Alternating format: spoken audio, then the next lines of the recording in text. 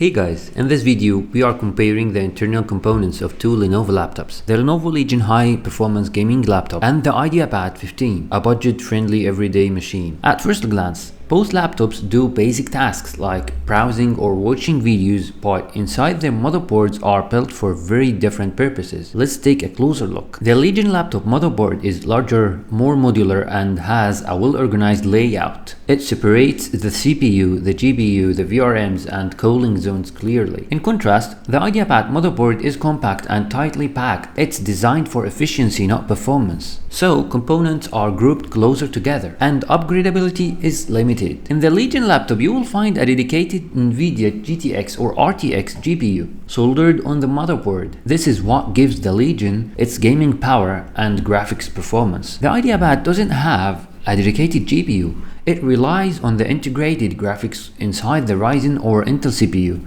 which is fine for light tasks, but not for gaming or video editing. Also, gaming laptops like the Legion need a stronger multi-phase power delivery to support demanding components. You will see more VRMs, larger capacitors, and thicker PCB layers. The Ideapad, on the other hand, uses simpler VRM circuits just enough for power-efficient CPUs and no discrete GPU. This keeps costs down but limits the performance headroom. The gaming laptop's cooling systems are significantly larger, dual fans, multiple copper heat pipes, and a big heat sink over both the CPU and the GPU. But for the normal laptop like the Ideapad, you will usually find a single fan with one heat pipe. It's quieter and uses less power, but it can't handle heat from intense workloads.